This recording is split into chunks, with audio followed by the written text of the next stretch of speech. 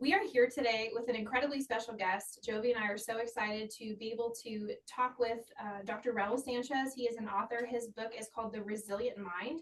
Thank you so much for joining us today, Dr. Sanchez. Thank you for having me. I'm excited. Yeah, absolutely. So tell us a little bit about yourself. In the book, you kind of shared your story, but for our listeners at home, give us kind of a snippet of who you are and, how you got to where you're at today. So I have been raised like dyslexic. So I was a special ed student. So I grew up not believing I could write, read, all those kind of things. I worked hard to play sports because I thought it was the only way to get a scholarship or go to football to go to college. So I played football. I had a run in with a Christian girl at a swing party in the summer of like 85. I started kind of flirting with her and messing around with her, and she had something really special about her. Like I couldn't razzle her, if that makes sense. I couldn't get her frustrated. And I don't even know why that's a thing. You just like poke people, and I don't know, making people like frustrate is cool, like back in the day. And so I chased her. Long story short, we became a couple. We had a lot of tragedy that happened throughout there with my stepdads and in and out of treatment, and she got pregnant, and we had a come to Jesus time of like, what are we going to do?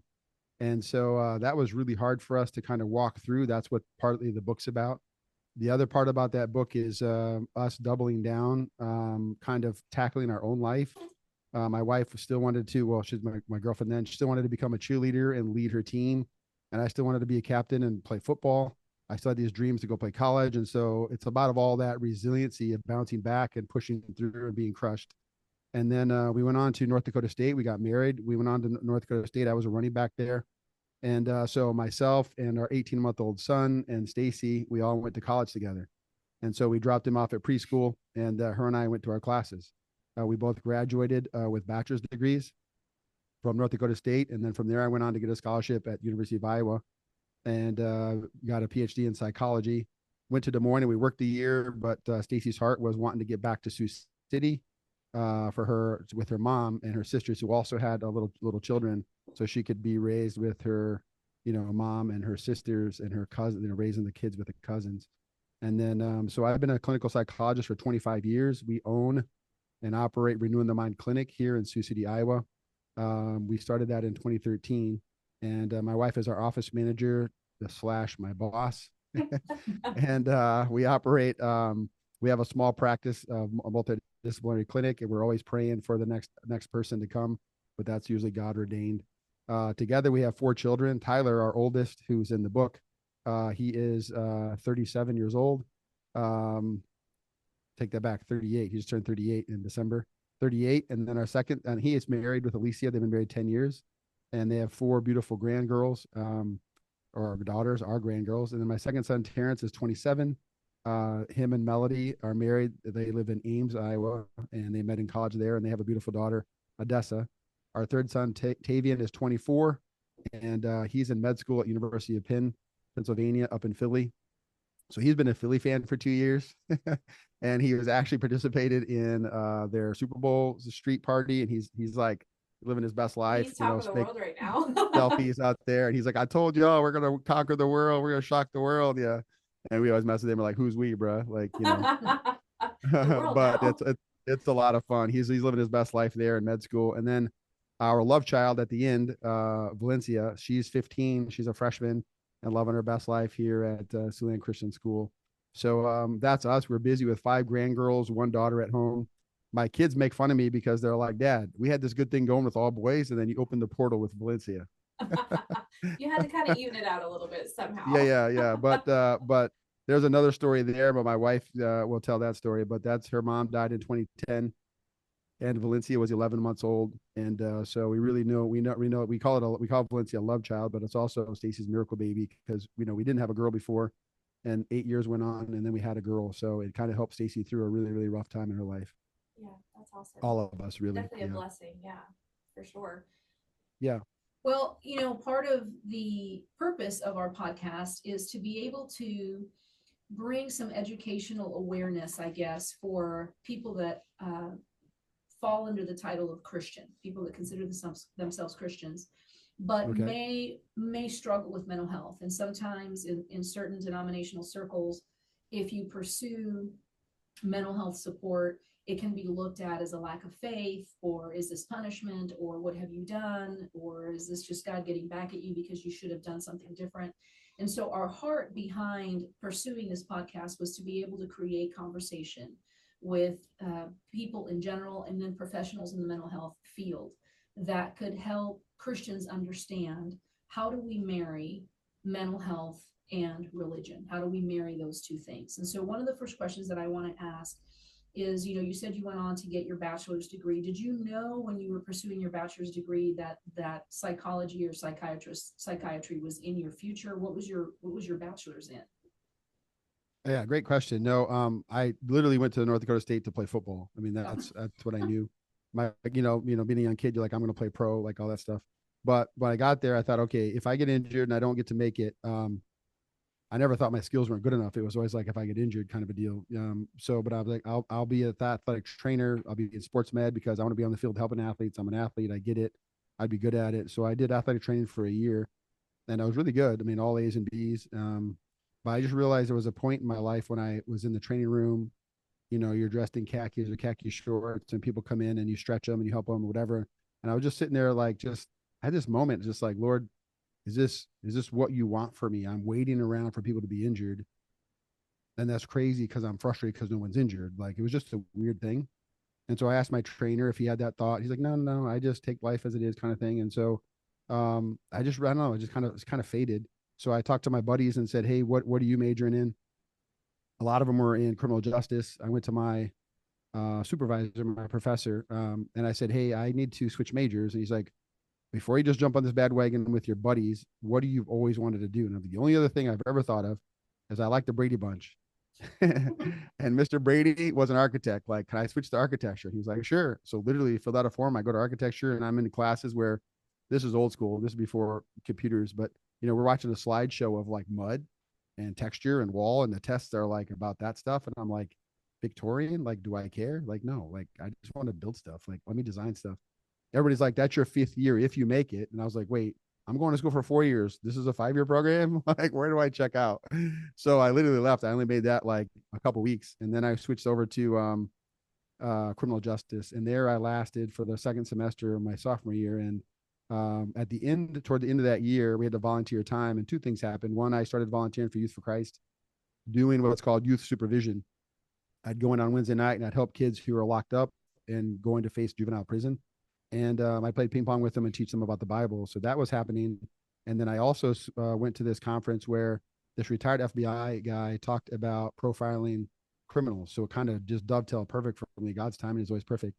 And at the end, I said, hey, I want your job. And he says, well, you got to do a lot of things. I said, do you have some time? So we literally went to pizza, and I just filled out a bunch of notebook paper, and I asked him a ton of questions about what it takes to become an FBI profiler. So the first thing he said was to go get a psych degree. So I switched to psych. And then he also said get a master's. But I was like, maybe I can make it with just a 4-year degree kind of thing. But that launched me on my psych line. And I never turned back because I just kept finding more and more and more things I was interested in, and more things I could unpack from my own childhood. I could understand my uncles, my stepdads. Like, all the puzzle pieces start to come together. So then it landed. I use that talk when I talk to the kids a lot, because so many people think I don't know what I want to do. And I'm like, so back then the average person switched majors 4 times. And I'm like, wait, all this time I thought I was broken, but I was normal. Nowadays it's 7 changes. People typically change a career 7 times before they land. Wow. So we have to really let people understand that that's normal. That's not crazy. Well, and I like the component of your answer. I had an opportunity to work with you when I was an interpreter. So our history goes back a little bit. And I remember that the first case that I worked with you was with kids. It was a youth scenario that I had been set up through the Department of Human Services, and they had gone in for like an eval of some sort. And when we faced having to go to therapy within our own family, I remember thinking I only have one choice, and that's Dr. Sanchez, because it was just it was innate in you to be able to do that. So one of the things that we would love, and we have had episodes where we've talked to people, are when God calls you to do something and you do it and you're in that vein and you're working within that gifting, it just works. Things just make sense and they fall into place. Sometimes I speak to people that are wanting to go into psychology and they're wanting to go into any type of mental health thing, but they can't can't cross-reference that. They think, do both of those things work together? Can you have mental health and can you have Christianity, and can they coexist in that same space? So I believe in your case, because I have that 25-year trajectory with you, where I've seen you start and then grow, and it's been exciting to be able to be on the inside looking at that, and know people that have been clients of yours and have had the success stories. You look at that and you know, yep, I'm exactly where the Lord called me to be. But then we're also talking to the youth of America, you know, or anybody, wherever they're listening to this. Like you said, it's a total of what, 7-8 years of school?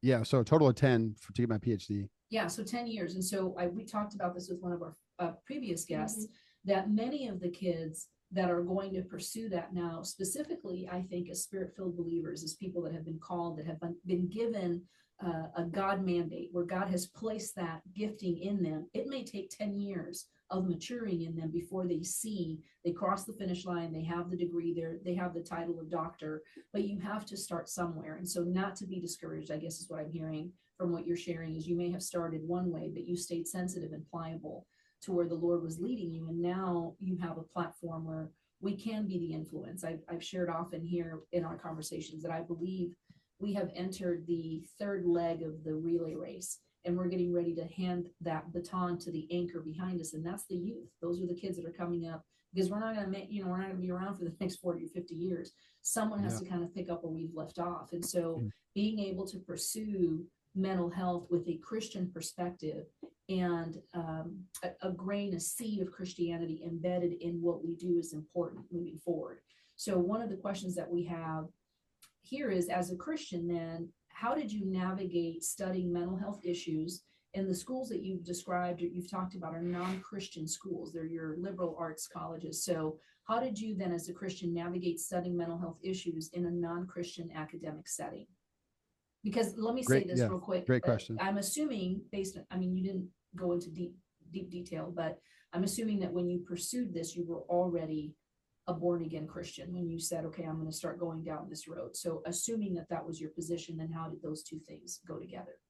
Yeah, no, great question. So when I was 16, and if you know, when you read my book, you'll see there's a point in there when I don't know how to do it, but I asked the Lord into my life, and, you know, God honors the intent of the heart. So it doesn't matter how it's said, it just is there. But just to make sure, I talked with a pastor when I was 18, and we're about to graduate, and I said, I want to make sure I do this right. So I walked through, you know, salvation prayer, and then got baptized. And then I played the Shrine Bowl, and then which is an all-state football game. And then then it was our my bachelor party the night before, then with the rehearsal, then we got married, and then boom, we're gone. And so as soon as we got there, the first thing we did is we sampled churches, and we went to this Assemblies of God church because they had a really good Chi Alpha, which is like a college ministry team. And so right away we got hooked into Chi Alpha, and we really liked the church. So my foundation was already Jesus, but I was really anxious. I was really shy about it, because people would come up to you and be like, oh yeah, you know, this is like this story. And when, you know, Job did this, and I'm like, I don't know Job. Or they'll be like, oh, this is like Naomi and Ruth. And I'm like who? And so all of a sudden, all this anxiety of like, I don't fit, like, I don't, what? I mean, I read the story of Daniel, like I know Peter, like, so all of a sudden, like, we literally, this is true. So this church had like 1,500 people, and they had a balcony. And when you walk in, there's like 10 seats that are under the awning, and it's dark. And I would sit down there, and Stacy would pull my hand, and she's like, I'm going down with the college kids. And I'm like, have fun. And then there's times up here, like I got my hands like kind of like this, and everyone's worshiping with their hands up, and they're dancing. And I'm like, I kind of peek down there, and I look at Stacy, and she's like her hands up and dancing with her friends. And I'm just like, this is crazy. I don't even belong. Right. So I had this, I don't know, in out. I never wavered my faith, but I just thought, you know, I got to do something different. And again, the Lord's so awesome. He meets you where you're at. I was taking Tyler to daycare, or to the church services, to the kids. I'm picking them up. I meet a guy named Pastor Cal. Pastor Cal is the youth pastor at the time, and his daughter's the same age as Tyler. So he's like, hey, how you doing? I introduce myself. He's like, wait, you play for the Bison? He's like, let's go. Let me take you out to lunch. I want to hear your story. So we clicked. He's 10 years older than me, and he became my mentor. So I'm asking him all these questions. So I'm going to school. I'm going to church. I have him. And then after a couple more years, I end up having 3 mentors. Well, that second year, we got a marriage mentor. And then I had a college, the team chaplain. So I met with 3 mentors every single week. Bible studies. So one guy to talk about my faith, my foundation, family. The other guy to talk about my marriage. The other guy was about football and how not to quit, kind of. So I had 3 mentors throughout my college career, and that helped me to stay grounded as I started learning psychology. And the thing that I tell people now is the more I put my head in the Bible and the more I put my head in the book and I start listening to the stories, when you hear something that doesn't align with what your dad tells you, you're like, oh, that's not what my dad said. And so it really starts to click with you, like, oh, I can't really do that theory because that theory doesn't gel. Right. And right away, I started understanding Skinner, BF Skinner. He's polarizing. He's a dude who said, hey, if you give me 4 kids, I'll make one a surgeon, I'll make one an engineer, I'll make one a doctor, I'll make one a teacher. And people don't like that. But to be honest, like, he's not wrong. Now it's bigger than that, but the concept is we get to steer our kids. Like I could have made my kids be whatever I wanted them to be. And then they're grown men who are 45 years old and they come see me and they're crying because they're like, dude, I'm really successful in my career. I've made a ton of money, more money than I ever dreamed of. But why am I just feel worthless. Like I feel like I haven't done anything in my life. Like, and so this is the whole fight between them chasing success versus significance. And so I help them pivot and we go all the way back to a teen. Like, what's the thing you would have done if you weren't being embarrassed? What's the thing you would have done if your dad would have said no? What's the thing you would have done if you weren't chasing money? And then that's why older men, gray haired men, that's why they pivot into just service, because that's really where it's at. So my answer, I know it's long, but the concept is you have to have roots deep into your foundation so that when you hear something that goes against biblical truth, it sticks out. Now it's like if I tell my kids something and then they come back to me and then they say, hey dad, so-and-so said this, is that true? I'm like, no, baby, this is what we already talked about. And that's what started just clicking for me. And if I didn't know better, like, hey, this sounds kind of weird, I would try to search it up in the Bible. And so that's where. So it is possible, then it is possible to pursue, because the big thing, when you do research, it talks about pastors hesitating, sending their flock, their congregants to see psychologists, and they'll tell them that, well, they're going to fill their heads with, these people are atheists and they don't believe in God, and they're just going to fill their heads with worldly things. And so a lot of pastors won't release people that really should be receiving mental health support because of that fear. And what I'm hearing you say is as long as you're grounded, you can balance both of those worlds. Absolutely. Okay. Absolutely. One thing you said that I loved in your book, when you talked about that shift, when you started looking at the Lord as your father and kind of filling that role, what would you say to someone who's kind of struggling in that role? I know for you personally, your father figures weren't necessarily one that you would kind of look at as far as, being a representative of Jesus, but we have a lot of broken homes here in the area that we're living in. What is a piece of advice that you would tell someone to kind of get that shift to start looking at the Lord as their heavenly father? Yeah, the concept is the Bible says this, that if you believe in your heart that Jesus Christ is Lord and you confess that with your mouth, you shall be saved. So it's super popular today to talk about manifesting, right? Yeah. And people are trying to manifest a car, manifest a job, manifest a spouse. Like, what if you could just manifest your destiny? And there's 2 steps, and it's biblical. You believe in your heart that God has set you apart to do this job, and you confess it with your mouth. Now, why is it important? There's a part of the brain in the back of the brain. It's called the RAS, the RAS. You can Google it. It's very fascinating. It's literally like the LCD screen in the back of your head. It's like your little screen on your car. Like it's the face of your cell phone, or it's an iPad cover. And any picture you pop up, that's the picture that pops. And so anytime you say stuff like, hey, I want to manifest this, or hey, I want that, it pops in that picture. And the second thing is, so there's the picture. Now the question is, I believe it sticks. If I don't believe it, it starts to fade really, really quickly. So like you catch the end of the commercial and you're like, wait, who was that? Denzel Washington? I don't know. Like, I don't know. I missed it. And so the people who say, hey, I'm going to do this, and they don't believe it, that fades. The people who say, I believe it and I'm going to do it, now they start to confess it with their mouth. They start to speak truth in it. And the craziest thing about it is when your brain has that picture on its head, it starts to find it. So like, it's late here, but like, I'll tell you this, I haven't seen a yellow buggy in a month. Now, in the next 24 hours, all y'all are going to be touching yellow buggies. Like, bro, bro? Because the yellow buggy's on your head. Okay, that's the Lord system. So now we go find the psychology and the neurology, and we say, hey, here's how it works. The Lord developed that. Here's the scripture that talks about it. And here's Jesus saying, if you believe in your heart and you confess with your mouth, it's done.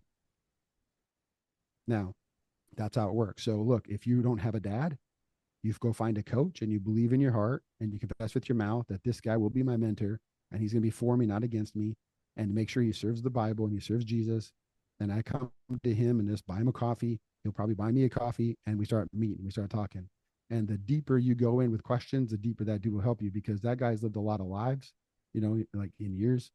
And he's got this purpose now that's on fire because he realizes I'm older now, like gray haired men, and I need to talk through this.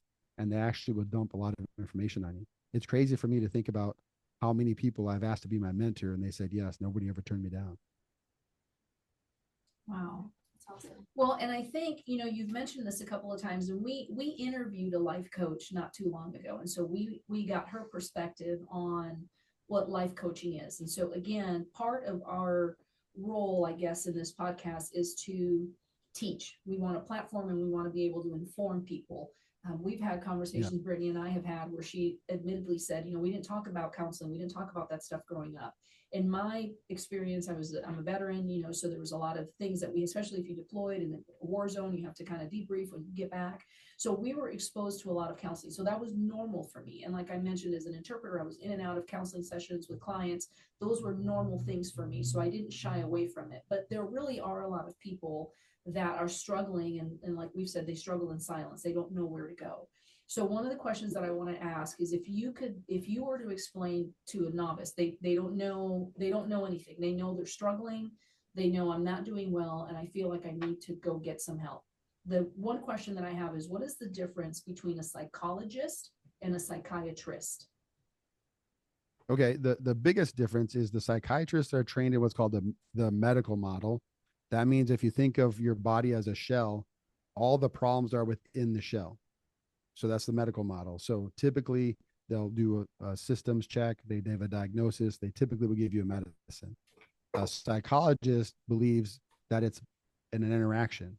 So it could be something inside your shell, you. It also could be something inside your house, you, that you're in. And it could also be something inside your environment. So that's like the you times the us times the outside. And so that's the bigger picture. So psychologists come at a bigger idea. And so if you just look at it like the old school nature versus nurture, psychiatrists depend heavily on nature. So they'll ask you like family history of your dad, family history of your mom, if you're ever adopted, or your bio parents, and any heart disease. And they kind of just like look at it that way. It kind of like trickles downhill. And the second thing is when you see a psychiatrist, your first hour will be usually an hour, maybe 75 minutes. After that, all your appointments will be 15 minutes. 15? Psychologist will give you 15. Med management systems are 15 minutes because you come in and just make sure the medicine's working or side effects. So your psych appointments are going to be 4 appointments per hour. So roughly 15 minutes. If they're running late, they may give you 20 minutes. So that's a psychiatrist. A psychologist is trained usually in psychology / education / neurology. So it's kind of like a multimodal training. And the concept is they're looking for how you interact in different worlds. So Joey, if I was asking you questions, I'd say, okay, so you're really anxious and you feel like you're having a panic attack. You feel like you can't breathe. And it only happens when you walk into a situation where you feel new. How about when you walk into Thanksgiving at your mom's house? See, I'm looking at environments.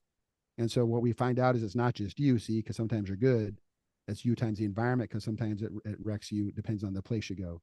So the psychologist will look at more interventions toward your environment. And typically the psychology appointments are 45 minutes per session. Those are the big differences.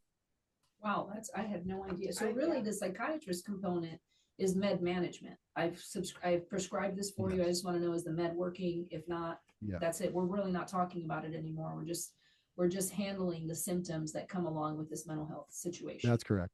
Okay. 100%. So it's about 80 to 90% med management. And then they can talk to you about sleeping and eating and throw in some, suggestions for you to help you. Now, what about coaching? Because you mentioned that you have an extension of, is it life coaching that you do? So what's the difference then between life coaching and you have a psychology end of it? So in your situation, what's the difference between life coaching and psychology?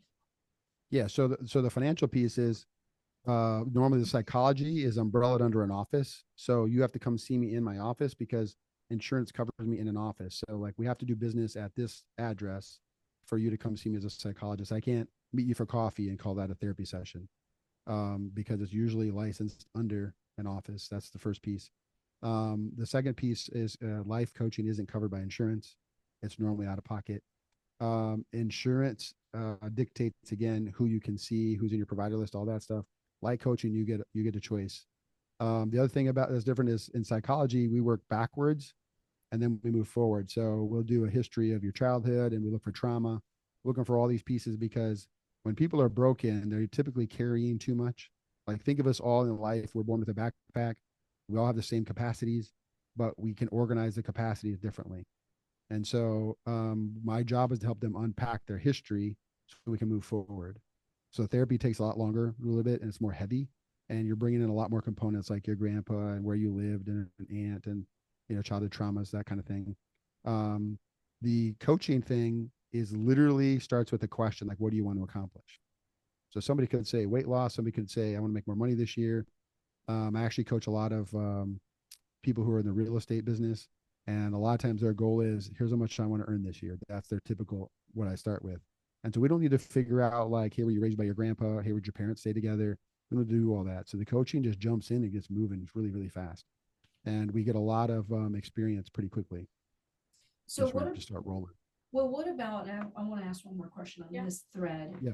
What would you say then, when you're doing counseling or coaching? Because I think one of the questions that's always out there is, how do I know I've reached maximum capacity? So either as the individual receiving the coaching / counseling, or you as the professional extending the coaching / counseling. When do you know, I don't know if we can go any further? I think we've tapped out. Yeah. What does that look like? Yeah. So the answer is either or both. So you come in to see me as a psychologist. We set a goal like, I don't want to be afraid of my stepfather who's dead, but I still have these dreams and visions about him. And when I do, I usually have to call in sick and take a mental health day. So we start working on that goal. We tackle it. Let's say it takes, 11 months. After 11 months, I'm like, okay, you don't have any nightmares anymore. You're no longer not eating. You're no longer avoiding groups. You're no longer calling in sick. You haven't used a mental health day, in 8 weeks. What do you think? Do you want to keep going? Do you want to branch out? So let's say if I see you every 2 weeks, do you want to start seeing me once a month, once every 6 weeks? I try to give people extension to kind of push away, not just cut them. And most of the time people will say, oh, let's meet every 8 weeks. And then let's say I meet them every 8 weeks for 3 sessions. So every other month. And then they come in and they're still doing good. And I'm like, okay, how long do you want to take a break? Or do you want to just say we're at, you're discharged and you're good and you don't need me anymore? So it's always like a balance thing. Okay. So therapy is kind of like we let off the gas and we kind of coast to a conclusion, because it's very difficult just for me personally at my style is to say, hey, you hit your goal, peace out. Like, right. So a lot of times at that point, they'll say, hey, wait, I've been thinking, I also have another thing we could work on. So then sometimes we reboot a different thing for therapy. Okay. So that's where sometimes people are done, like, hey, we're done. The issues go over. For coaching, it's pretty abrupt. Like you come in with one thing and you're like, okay, good. I hit my goal. I think we're good. Then after a session of coaching, whether it's 3 months or a year, they'll be like, okay, thank you. You did so much. It's perfect. It's great. I hit all my goals. I'll keep you in mind if I want to set another goal. And then some people are like, okay, that goal is down. I want to re-up, pay you again. Let's do another session. Let's set another goal. So my coaching that I typically do is leadership coaching. And then the other one is work-life balance, because a lot of people can do super good at home and then their business falls apart, or super good at the business and then, the life and marriage is falling apart. Those are my two big pieces, like leadership coaching and work-life balance. I see a lot of people who own companies, a lot of founders, a lot of entrepreneurs, a lot of people who own their own business because they kind of just get lost.